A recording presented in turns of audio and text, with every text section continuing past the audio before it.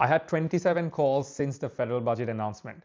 Yes, it has every property investor panicking, and if you own an investment property or plan to buy one, this directly affects you too.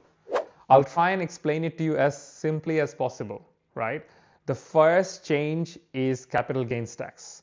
After 1st July 2027, investment properties under personal names will no longer get the 50% CGT exemption it used to get.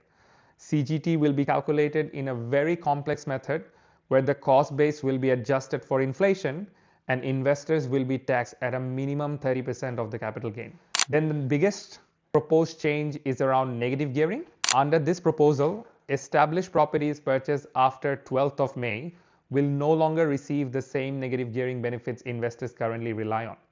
Yes, negative gearing benefits will still be there for established properties purchased after 12th of May, 7:30 p.m. Investors will still be able to negatively gear brand new properties, but for established properties, the game is over. Now, some of our clients are asking us the same question, so I'll answer all of them over here. What does these changes mean to the property market and how will it impact growth? Now, I will be lying if I say it will not be impacting the growth. In fact, some areas where prices have already grown over 800K and the yields are very low, they will be actually affected the most because without negative gearing and high interest rates, the holding cost of these properties will be quite high and investors will be actually discouraged to invest in these markets.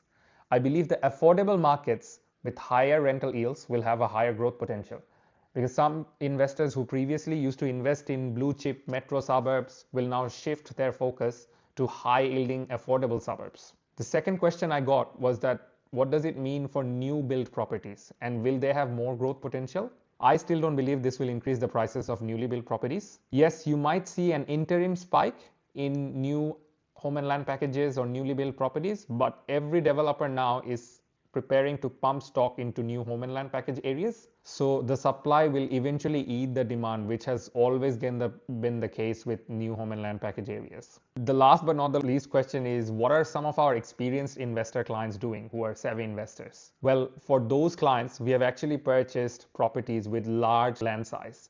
And our clients, before taking the equity from those property and putting it as a deposit for the next one, they're actually going to now use those properties and add a second dwelling to increase the cash flow of that property.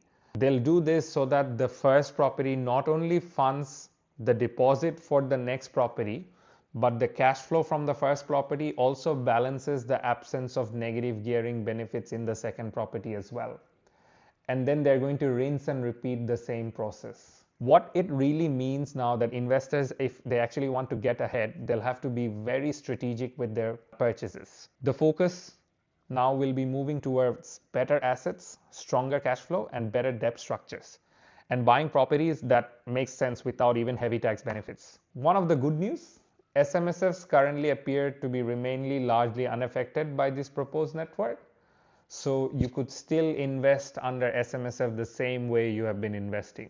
At Prime Pursuit Properties, our philosophy remains the same. There's always an opportunity somewhere. You just have to take actions to find it. If you want to understand how these proposed changes may impact your own strategy or borrowing position, send us a message and our team will walk you through it.